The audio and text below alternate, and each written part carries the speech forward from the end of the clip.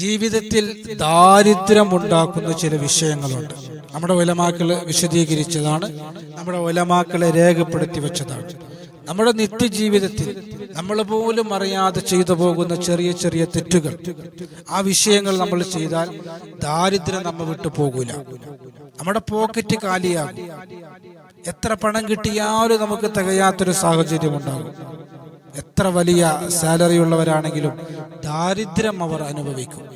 ഇൻഷാ അല്ലാഹ് ദാരിദ്ര്യം നമ്മുടെ ജീവിതത്തിൽ ഉണ്ടാകാതിരിക്കാൻ, നമ്മുടെ സാമ്പത്തികം, നമ്മുടെ വരുമാനം എത്ര ചെറുതാണെങ്കിലും വലുതാണെങ്കിലും ദാരിദ്ര്യം നമ്മുടെ ജീവിതത്തിൽ വരാതിരിക്കാനുള്ള ചില വിഷയങ്ങൾ നമ്മൾ പഠിക്കുകയാണ്. ഏതാണെന്നറിയാൻ ഇൻഷാ അല്ലാഹ് മജ്‌ലിസ് മുഴുവനായി കേൾക്കുകയും ലിങ്ക് മറ്റുള്ളവരിലേക്ക് എത്തിച്ചെടുക്കുകയും ചെയ്യുക. അള്ളാഹു അനുഗ്രഹിക്കുമാറാകട്ടെ. അഊദു ബില്ലാഹി മിനശ് ശൈത്താനിർ റജീം. ബിസ്മില്ലാഹിർ റഹ്മാനിർ റഹീം. അൽഹംദുലില്ലാഹി വകഫാ വസ്സലാമുൻ അലാ ഇബാദിഹിൽ ലദീന ഇസ്തഫാ. മാ ബഅദ്. അല്ലാഹു സുബ്ഹാനഹു വ തആല നമ്മുടെ മജ്‌ലിസിനെ സ്വീകരിക്കുമാറാകട്ടെ. നമ്മുടെ ജീവിതത്തിൽ അല്ലാഹു സന്തോഷം നൽകട്ടെ, സമാധാനം നൽകട്ടെ, റാഹത്ത് നൽകട്ടെ.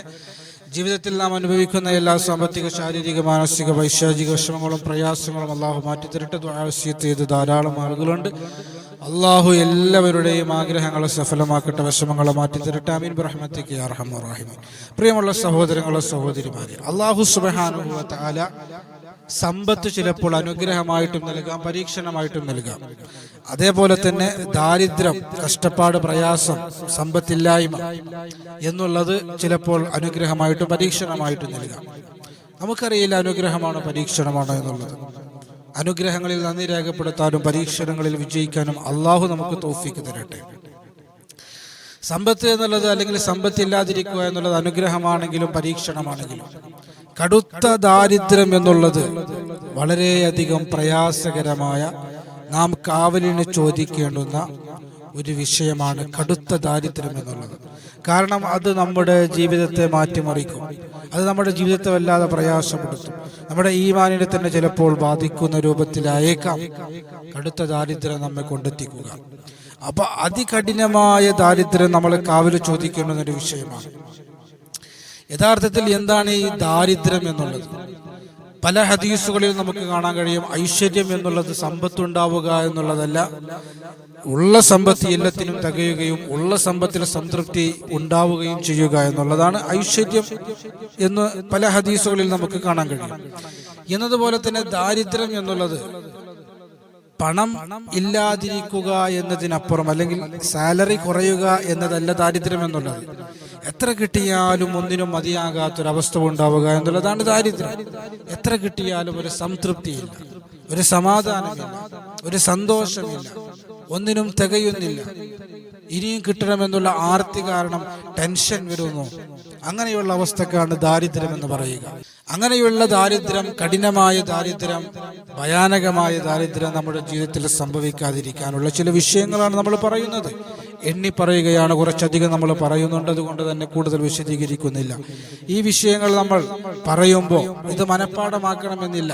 ഈ വിഷയങ്ങൾ ഒന്നോ രണ്ടോ തവണ നമ്മൾ കേട്ടാൽ തന്നെ പിന്നെ നമ്മൾ നമ്മുടെ നിത്യജീവിതത്തിൽ ഈ വിഷയങ്ങൾ കടന്നു വരുമ്പോൾ ഇത് നമ്മളന്ന് പഠിച്ചതാണല്ലോ, അന്ന് കേട്ടതാണല്ലോ, ദാരിദ്ര്യം ഉണ്ടാക്കുന്ന വിഷയമാണല്ലോ എന്ന് നമ്മുടെ മനസ്സിലേക്ക് വരും. അതുകൊണ്ട് ഇത് എണ്ണി പറയുമ്പോൾ ഇത് മനഃപ്പാഠമാക്കിയാലേ നമ്മുടെ ജീവിതത്തിൽ നിന്ന് ഒഴിവാക്കാൻ പറ്റുള്ളൂ നമ്മൾ ചിന്തിക്കേണ്ട. ഇത് ഒന്നോ രണ്ടോ തവണ നമ്മൾ കേട്ടാൽ തന്നെ നമുക്ക് മനസ്സിലാക്കാൻ സാധിക്കുന്ന വിഷയമാണ്.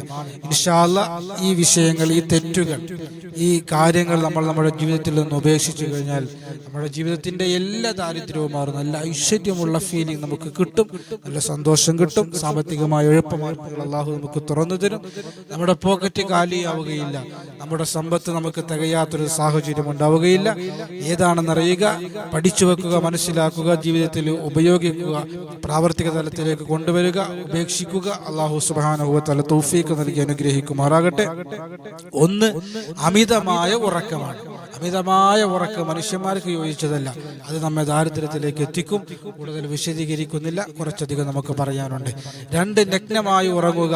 അത് ഒറ്റയ്ക്കാണെങ്കിലും ശരി, റൂമിലാണെങ്കിലും ശരി, ആരുമില്ലെങ്കിലും ശരി, നഗ്നമായി ഉറങ്ങാതിരിക്കുക എന്നുള്ളത് പ്രധാനപ്പെട്ട ഒരു വിഷയമാണ്. അങ്ങനെ ചെയ്തു കഴിഞ്ഞാൽ ദാരിദ്ര്യം ഉണ്ടാകും. 3, വലിയ അശുദ്ധിയുള്ളവനായി ഭക്ഷണം കഴിക്കുക എന്നുള്ളതാണ്. ഈ വലിയ അശുദ്ധി കൊണ്ട് ഉദ്ദേശിക്കുന്നത് മെൻസസോ ഹൈവോ നിഫാസോ ഒന്നുമല്ല. ശാരീരികമായ ബന്ധത്തിൽ ഏർപ്പെട്ടുകൊണ്ട് അല്ലെങ്കിൽ മറ്റു രൂപത്തിൽ സ്ഖലനമുണ്ടായി കുളിക്കാതെ ഭക്ഷണം കഴിക്കുന്നതിനെ കുറിച്ചാണ് പറയുന്നത്. അങ്ങനെ നമ്മൾ ചെയ്തു കഴിഞ്ഞാൽ ദാരിദ്ര്യം ഉണ്ടാകുമെന്ന് നമ്മുടെ ഉലമാക്കൾ വിശദീകരിക്കുകയാണ്. 4, രാത്രിയിൽ വീട് അടിച്ചു വാരുക എന്നുള്ളത്. പകൽ എത്രയോ സമയം നമുക്കുണ്ടല്ലോ, പിന്നെ എന്തിനാണ് ഈ രാത്രിയിൽ നമ്മൾ അടിച്ചു വാരാൻ നിൽക്കുന്നത്? അത് ദാരിദ്ര്യം ഉണ്ടാക്കുന്ന വിഷയമാണ്.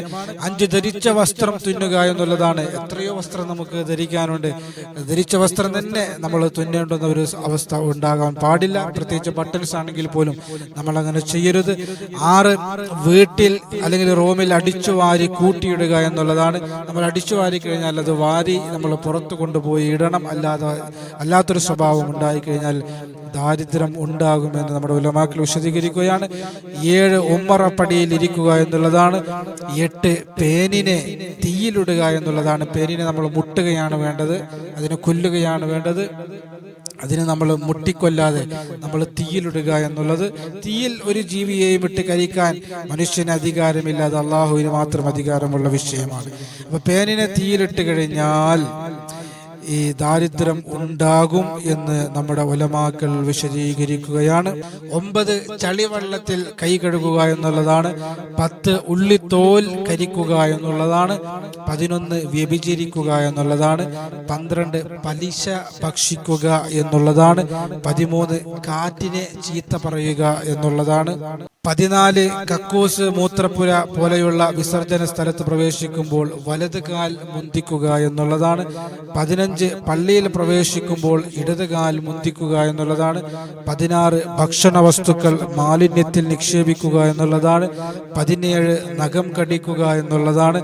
18, ഭക്ഷണപാനീയങ്ങൾ ആവശ്യക്കാർക്ക് നൽകാതെ പൂഴ്ത്തിവെക്കുക എന്നുള്ളതാണ്. 19, ഉമ്മിക്കരി കൊണ്ട് പല്ല് തേക്കുക എന്നുള്ളതാണ്. 20, ധരിച്ച വസ്ത്രം കൊണ്ട് മുഖം തുടക്കുക എന്നുള്ളതാണ്. ഈ ഒരു സ്വഭാവം പലപ്പോഴും നമ്മിൽ പല ആളുകളിലും കാണാറുണ്ട്. ഭക്ഷണം കഴിച്ചു കഴിഞ്ഞാൽ ഉടുത്തിരിക്കുന്ന തുണിയിൽ അല്ലെങ്കിൽ ഉടുത്തിരിക്കുന്ന ഷാളിൽ മുഖം തുടക്കുന്ന ഒരു സ്വഭാവം അത് ഉണ്ടാകാൻ പാടില്ല. അത് പ്രത്യേകം നമ്മൾ ശ്രദ്ധിക്കേണ്ട വിഷയമാണ്. 21, പൊട്ടിയ പേന കൊണ്ട് എഴുതുക എന്നുള്ളതാണ്. 22, കക്കൂസിൽ വെച്ച് ഉളു എടുക്കുക എന്നുള്ളതാണ്. ഇന്ന് അറ്റാച്ച്ഡ് ബാത്റൂമാണല്ലോ, എല്ലാ ബെഡ്റൂമിലും ബാത്റൂമുണ്ട്. ആ ബാത്റൂമിൽ കയറിയിട്ട് കുളിക്കുന്നു, പല്ല് തേക്കുന്നു, ഉണ്ടാക്കുന്നു, എല്ലാം കഴിഞ്ഞ് ഇറങ്ങി വരുന്ന സ്വഭാവം ദാരിദ്ര്യമുണ്ടാക്കുമെന്ന് നമ്മുടെ ഉലമാക്കൾ വിശദീകരിക്കുകയാണ്. 23, മാതാപിതാക്കൾക്ക് വേണ്ടി പ്രാർത്ഥിക്കാതിരിക്കുക എന്നുള്ളതാണ്. 24, മാതാപിതാക്കളെ പേരുകൊണ്ട് വിളിക്കുക എന്നുള്ളതാണ്. 25, നിന്നുകൊണ്ട് പാൻറ്റും ട്രൗസറും ധരിക്കലാണ്. 26, ഉസ്താദുമാരുടെ മുന്നിലൂടെ നടക്കലാണ്. 27, സുപ്രയിൽ വീണ ഭക്ഷണം നിസാരമായി കാണലാണ്. 28, ഇരുന്നുകൊണ്ട് തലപ്പാവ് ധരിക്കലാണ്. 29, പാത്രങ്ങൾ മൂടി വെക്കാതിരിക്കുക എന്നുള്ളതാണ്. സ്ത്രീകൾ പ്രത്യേകം ശ്രദ്ധിക്കേണ്ട വിഷയമാണ്. 30, മക്കൾക്കെതിരെ പ്രാർത്ഥിക്കുക എന്നുള്ളതാണ്. 31, വാതിലിന്റെ ഒരു പൊളിയിൽ ചാരിയിരിക്കുക എന്നുള്ളതാണ്. 32, സൂര്യന്റെ ചന്ദ്രന്റെയും മുമ്പിൽ ഗുഹ്യസ്ഥാനം വെളിവാക്കുക എന്നുള്ളതാണ്. 33, നഗ്നമായി മൂത്രമൊഴിക്കുക എന്നുള്ളതാണ്. 34, മൂക്കിൽ കൈയിട്ടിരിക്കുക എന്നുള്ളതാണ്. 35, വിസർജ്യത്തിൽ തുപ്പുക എന്നുള്ളതാണ്. 36, വെണ്ണീറിൽ തുപ്പുക എന്നുള്ളതാണ്. 37, താടി കൊണ്ട് കളിക്കുക എന്നുള്ളതാണ്. താടി രോമങ്ങളിൽ ഇങ്ങനെ പിടിച്ചിങ്ങനെ വലിച്ചിങ്ങനെ കളിക്കുക എന്നുള്ളതാണ്. 38, നിന്നുകൊണ്ട് ഷൂ പോലത്തത് ധരിക്കുക എന്നുള്ളതാണ്. 39, ചെരുപ്പ് ധരിക്കുമ്പോൾ ഇടത്തേതിനെ മുന്തിക്കുക എന്നുള്ളതാണ്. ദാരിദ്ര്യമുണ്ടാക്കുന്ന വിഷയങ്ങളാണ് നമ്മൾ പറയുന്നത് കേട്ടോ. 40, നിസ്കാരത്തിന്റെ വിഷയത്തിൽ അശ്രദ്ധ കാണിക്കുക എന്നുള്ളതാണ്. 41, കമിഴ്ന്ന് കിടക്കുക എന്നുള്ളതാണ്. 42, വിളക്ക് ഊതിക്കെടുത്തുക എന്നുള്ളതാണ്. 43, പൊട്ടിയ പാത്രത്തിൽ ഭക്ഷിക്കുക എന്നുള്ളതാണ്. 44, സുബഹിക്ക് ശേഷം പള്ളിയിൽ നിന്ന് വേഗം പുറപ്പെടുക എന്നുള്ളതാണ്. 45, അങ്ങാടിയിലേക്ക് രാവിലെ പുറപ്പെടുക എന്നുള്ളതാണ്. 46, അങ്ങാടിയിൽ നിന്ന് വൈകി മടങ്ങുക എന്നുള്ളതാണ്. 47, മാതാപിതാക്കളുടെ മുന്നിലൂടെ നടക്കുക എന്നുള്ളതാണ്. 48, വഴിവക്കിലിരുന്ന് സംസാരിക്കുക എന്നുള്ളതാണ്. 49, വീട്ടിൽ നിന്നും ചിലന്തി വല നീക്കാതിരിക്കുക എന്നുള്ളതാണ്. 50, അളവിലും തൂക്കത്തിലും വഞ്ചന നടത്തുക എന്നുള്ളതാണ്. 51, സുബഹിന്റെ ശേഷം ഉറങ്ങലാണ്. 52, കെട്ടി നിൽക്കുന്ന വെള്ളത്തിൽ മൂത്രമൊഴിക്കലാണ്. 53, മുട്ട കെട്ടി ഇരിക്കുക എന്നുള്ളതാണ്. 2 മുട്ടും ഇങ്ങനെ കെട്ടിപ്പിടിച്ച് ഇരിക്കുന്ന ഒരവസ്ഥ, അത് ദാരിദ്ര്യമുണ്ടാക്കുന്ന വിഷയമാണ് എന്ന് നമ്മുടെ ഉലമാക്കൾ വിശദീകരിക്കുകയാണ്. 54 കറുത്ത ചെരുപ്പ് സ്ഥിരമായി ധരിക്കുക എന്നുള്ളതാണ്. 55 ഊരക്ക് കൈ കൊടുത്ത് നിൽക്കുക എന്നുള്ളതാണ്. 56 ബിസ്മി ചൊല്ലാതെ ഭക്ഷിക്കുക എന്നുള്ളതാണ്, അതുപോലെ കുടിക്കുക എന്നുള്ളതാണ്. 57 നിസ്കാരത്തിൽ കൂട്ടുവായ ഇടലാണ്. 58 ചെയ്ത ഉപകാരങ്ങൾ എടുത്തു പറയലാണ്. 59 2 വിരൽ കൊണ്ട് ഭക്ഷിക്കലാണ്. 60 കവിളിന്മേൽ കൈവച്ചിരിക്കലാണ്. 61 പൊട്ടിയ ചീർപ്പ് കൊണ്ട് ചീകലാണ്, വാരലാണ്. 62 പുരുഷൻ കമിഴ്ന്നും സ്ത്രീ മലർന്നും കിടക്കലാണ്. 63 ആവശ്യക്കാരന് വെള്ളം തടയലാണ്. 64 വഞ്ചന നടത്തലാണ്. 65 യാത്രക്കാർക്ക് തണലിനും മറ്റും ഉപകാരപ്രദമായ വഴിയിലുള്ള മരങ്ങൾ മുറിക്കലാണ്. 66 ഇരുട്ടത്ത് ഭക്ഷണം കഴിക്കലാണ്. 67 വ്യഭിചാരോപണം നടത്തലാണ്. 68 സ്ത്രീകൾക്കിടയിലൂടെ നടക്കലാണ്. 69 താടിക്ക് കൈ കൊടുത്തിരിക്കലാണ്. 70 അള്ളാഹുവിന്റെ ഔലിയാക്കളെ നിന്ദിക്കലാണ്. 71 അക്രമികളുമായി പണ്ഡിതൻ സഹവസിക്കലാണ്. 72 ശരീഅത്ത് അനുസരിക്കാതെ വിധി പറയലാണ്.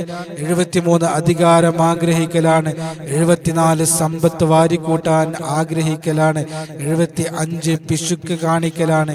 76 ദുർവ്യയം ചെയ്യലാണ്. 77 പ്രാവിനെ കൂട്ടിലിട്ട് കളിപ്പിക്കലാണ്. 78 കുളിമുറിയിൽ മൂത്രമൊഴിക്കലാണ്. 79 ഇശാ മഗ്രിബിനിടയിൽ ഉറങ്ങലാണ്. 80 അമിതമായി രാഗം കേൾക്കലാണ്. 81 കുടുംബ ബന്ധം മുറിക്കലാണ്. 82 കൈ കഴുകാതെ ഭക്ഷണം കഴിക്കുക എന്നുള്ളതാണ്. 82ഓളം വിഷയങ്ങൾ നാം എണ്ണിപ്പറഞ്ഞു. നമ്മുടെ ഉലമാക്കൾ വിശദീകരിച്ച ബഹുമാനപ്പെട്ട ശർവാനി, ബുജൈരിമി, സലാഹുദ്ദീൻ ശറൂത്ത് അലീമിൽ മുതഅല്ലിം തുടങ്ങിയ ഗ്രന്ഥങ്ങളിൽ നമുക്ക് കാണാൻ കഴിയുന്ന നമ്മുടെ ഉലമാക്കൾ നിർദ്ദേശിച്ച അല്ലാഹുവിന്റെ റസൂൽ സല്ലല്ലാഹു അലൈഹി വസല്ലം തങ്ങളുടെ ഹദീസിന്റെ അടിസ്ഥാനത്തിലും ആശയത്തിലും അതിൽ നിന്ന് പാഠം ഉൾക്കൊണ്ടുകൊണ്ട് നമ്മുടെ ഉലമാക്കൾ രേഖപ്പെടുത്തി വെക്കപ്പെട്ട അത്ഭുതകരമായ ചില വിഷയങ്ങളാണ്. ഈ വിഷയങ്ങൾ 1-2 തവണ നമ്മൾ കേൾക്കുക. എന്നിട്ട് നമ്മുടെ ജീവിതത്തിൽ നാം ഇങ്ങനെയുള്ള വിഷയങ്ങളിലേക്ക് കടന്നു വരുമ്പോൾ, അല്ലെങ്കിൽ നമ്മുടെ ജീവിതത്തിന്റെ സാഹചര്യങ്ങളിൽ ഇങ്ങനെയുള്ള കാര്യങ്ങൾ ചെയ്യുമ്പോൾ, ടോയ്ലറ്റിലേക്ക് പ്രവേശിക്കുമ്പോഴോ അല്ലെങ്കിൽ ഭക്ഷണം കഴിക്കുമ്പോൾ അല്ലെങ്കിൽ ഭക്ഷണത്തിന്റെ പാത്രം മൂടി വെക്കുന്ന സമയത്ത്, ചെരുപ്പ് ധരിക്കുന്ന സമയത്ത്, ഇങ്ങനെ നമ്മൾ ഓരോ വിഷയങ്ങൾ ചെയ്തുകൊണ്ടിരിക്കുമ്പോൾ ഈ വിഷയങ്ങൾ നമ്മുടെ മനസ്സിലേക്ക് ഓർമ്മ വരുമ്പോൾ നമ്മൾ ഉപേക്ഷിക്കുക.